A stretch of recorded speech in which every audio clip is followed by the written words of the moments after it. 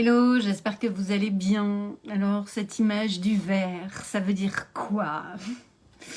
Cette image du verre d'eau qui déborde, ce fameux qui donne, reçoit, un peu dans la continuité du live d'hier. Donner, c'est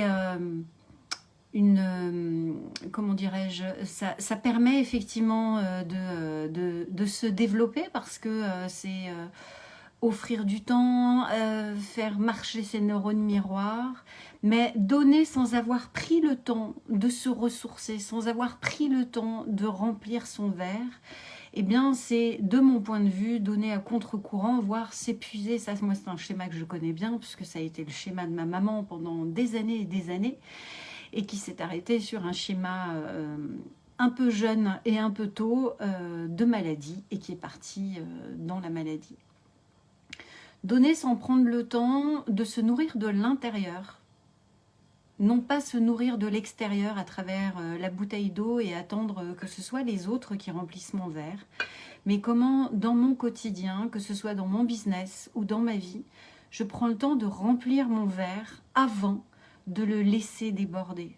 Parce qu'à partir du moment où je suis autonome sur la capacité à remplir mon verre, ben, j'ai plus peur de donner, j'ai plus peur de m'exposer, j'ai plus peur des échanges ou des conflits, parce que je sais que la seule personne que je dois aimer en priorité, ben, c'est moi-même.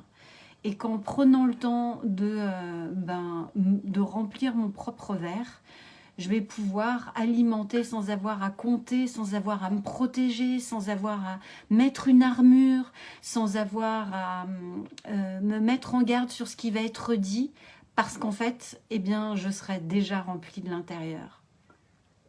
Dites-moi comment ça vous parle, comment ça fait écho chez vous, sachant que si on est 100% transparent, et c'est l'objectif de ce fil, c'est l'objectif aussi de ces lives, hein, c'est de se dire des choses dans l'amour et la bienveillance, mais nous avons aussi beaucoup grandi dans une société du paraître ou dans une société du conditionnel. Si tu fais ça, je t'aimerai.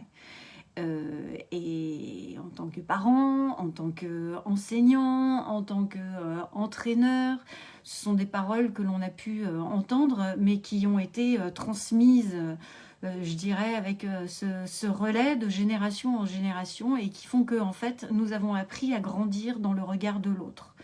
Or, nous avons besoin de nous réapproprier justement ce regard intérieur, ce regard qu'a spontanément l'enfant, qui ne se pose pas la question de, quand il se met à hurler dans un supermarché ou dans la rue, on n'a rien à foutre du regard des autres. Hein. Lui, il exprime ses émotions, il dit ses émotions et basta, quoi. Et du coup, comment nous pouvons revenir à l'intérieur de nous avec cette confiance inconditionnelle, cet amour inconditionnel pour nous, et cette volonté de laisser déborder notre verre en tant qu'entrepreneur, dans cette forte contribution, dans cette forte volonté d'impacter positivement les personnes qui sont autour de nous, qui sont nos collaborateurs, nos partenaires, mais aussi et surtout nos clients. Et de s'affranchir dans ce que nous faisons.